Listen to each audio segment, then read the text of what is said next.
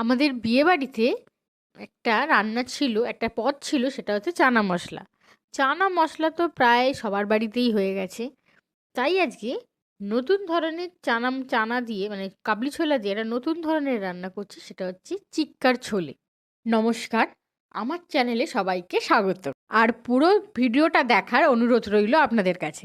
আমি এখানে উম, প্রায় 3 কাপের মতো হচ্ছে, 3 থেকে 3.5 কাপের মতো কাবলি ছোলা আমি সারা রাত ভিজিয়ে রেখেছিলাম।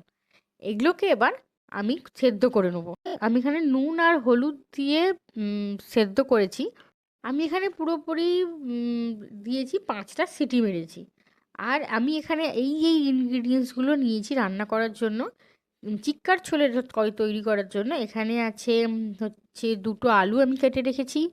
এখানে আছে পেঁয়াজ, এখানে আছে মোটামুটি 2 থেকে 3টে মিডিয়াম সাইজের পেঁয়াজ কুচি করা আছে। আর তার সঙ্গে আছে লঙ্কা কুচি। আর এখানে আছে আদা রসুন কিছুটা ছাড়ানো আছে। আর আছে এগুলো বড় বড় করে আমি শুধু চিড়ে রেখেছি লঙ্কাগুলো।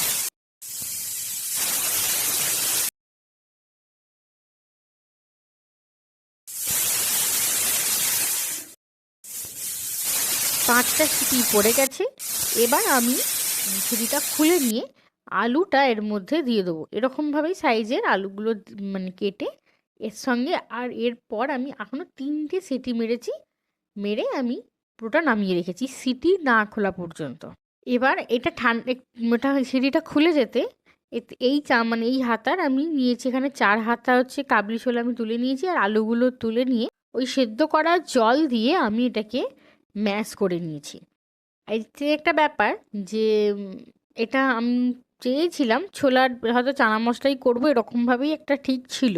তারপর ভাবলাম না, সবার বাড়িতেই এরকম চানা মশলা হয়, একটু অন্যরকম কিছু করা যাক। ইনস্ট্যান্ট মানে ফোন ঘেঁটে ইউটিউব দেখে দেখলাম যে চানা দিয়ে বা এই কাবলি ছোলা দিয়ে আর কি নতুন কিছু রান্না আছে বা কিছু করা যায়। তখন খুঁজতে খুঁজতেই চিক্কার ছোলেটা বেরোলো, যেটা যেটা আরও তাড়াতাড়ি হয়। এক তো রাত্রি হয়ে যাচ্ছিল, তাই যতটা সম্ভব তাড়াতাড়ি মানে চটজলদি রান্না হয় সেরকমই একটা দেখছিলাম। সেখানে দেখলাম এই চিক্কার ছোলেটা। আমার হাতে টাইম ছিল না। এখানে যে এইটাকে তো এখন ঠান্ডা করতে হবে, তারপর মিক্সার গ্রাইন্ডারে দিতে পারবো। তাই জন্য আমি আর শুধু শুধু টাইম আর ওয়েস্ট করিনি। একে হচ্ছে ম্যাশার দিয়ে ম্যাশ করে নিয়েছি। আর আদা রসুনটাকে আমি শিলে বেটে নিয়েছি। নিয়ে এবার আমি একটা কড়াইয়ে সাদা তেল গরম করেছি, করে তাতে জিরে ফোড়ন দিয়েছি। আর এখানে কাঁচা লঙ্কাটা যেটা কুচি করে রেখেছিলাম আর পেঁয়াজটা দিয়ে ভালো করে নেড়ে নিয়েছি। একটু ভাজা ভাজা হতে আদা রসুনটা আমি এতেই দিয়ে নেড়ে নিয়েছি।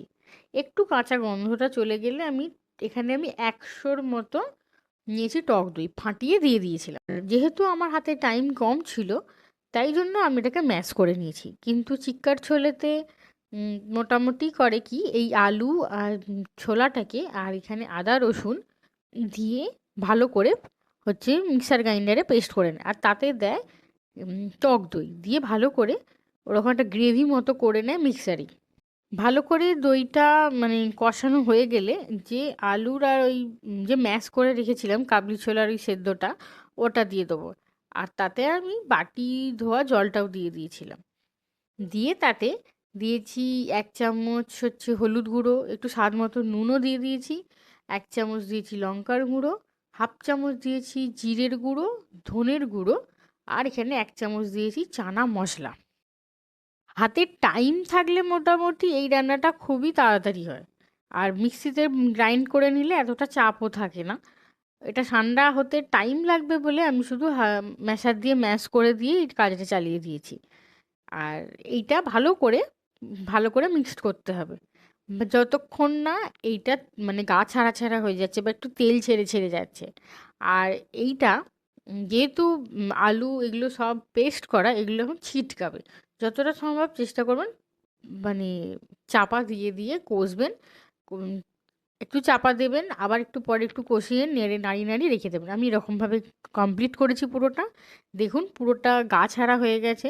আমি খুব তেল দিয়ে রান্না যেহেতু করতে খুব একটা পছন্দ করি না, একটু বেশি করে তেল দিলে তবে একটু বেশি তেল ছাড়া ছাড়াটা হয়। আর যেহেতু অলরেডি এর লাস্টে তেল দেবো বা একটা তড়কার যেটা দেবো, তাই আর প্রথমে বেশি তেলটা দিইনি। দেখুন মশলাটা পুরো গা ছাড়া ছাড়া হয়ে গেছে। মশলাটা যখন পুরোপুরি ভালো করে কষা হয়ে যাবে, এবার যে সেদ্ধ করা যে ছোলাগুলো ছিল সেটা এর সঙ্গে দিয়ে ভালো করে মিক্সড করে নেবো। আর এই সময় একটু চাইলে একটু জল দিতে পারেন। আর হচ্ছে নুন আর মিষ্টিটা দেখে নিয়ে চাপা দিয়ে দেবেন, একটু ফুটবে। যতক্ষণ একটু ফুটতে, একটু কমিয়ে ফুটতে থাকুক, ততক্ষণ আমি একটা বাটিতে সর্ষের তেল নিয়েছি, এইটাই তার তারকা। আর ওখানে দেখেছিলে আমি যে ইনগ্রিডিয়েন্টসটা দেখিয়েছিলাম, সেখানে চেরা কাঁচা লঙ্কাটা ছিল, আর তার সাথে ছিল একটু কুচি করা আদা। এখানে জুলিয়ান করে কাটলে আরও মুখে বেশি পড়ে, আমি ছোট ছোট করে দিয়েছি। দিয়ে ওই দুটোকে আর একটু ধনেপাতা দিয়ে দিয়েছিলাম এতে। যেহেতু ধনেপাতাটা একটু বেশি ছিল, আমি গার্নিশে দিয়েছি, তাও আমি কিছুটা ধনেপাতা এতে দিলাম একটু ভালো গন্ধ ছাড়বে বলে। দিয়ে একটু ভাজা হতে আমি লাস্টে ওই পুরো যে তরকাটা ছিল ওইটা দিয়ে সঙ্গে সঙ্গে চাপা দিয়ে দিই, যাতে স্মেলটা আর বাইরে বেরোতে না পারে। ব্যাস রেডি চিক্কার ছোলে। এটা রুটি বা নান ইয়া পরোটার সাথে খুব ভালো যাবে। আমি এখানে রুটির সাথে খেয়েছি। খাওয়ার আগে যে আমি তরকাটা দিলাম একটু ভালো করে মিক্সড করে নিয়ে তারপর সার্ভ করবেন। পুরো যাতে মানে মশলাটা আর তরকাটা যেন পুরোটাই মিশে যায়, আর তাতে কমপ্লিমেন্ট করবে চিক্কার ছোলেটা। আমার ভিডিওগুলো ভালো লাগলে ইউটিউব থেকে দেখলে লাইক, শেয়ার অ্যান্ড সাবস্ক্রাইব করে দেবেন। আর যদি ফেসবুক থেকে দেখো তাহলে একটা আমাকে ফলো করে দেবে। আমার ফেসবুক পেজের সাথে যদি আপনারা যুক্ত হতে চান তাহলে ডেসক্রিপশনে আমার এই ফেসবুকের লিঙ্কটা দেওয়া আছে। আমার এই ভিডিওগুলো কেমন লাগছে অবশ্যই আমাকে কমেন্ট করে জানাবেন। ভালো থাকবেন, সুস্থ থাকবেন।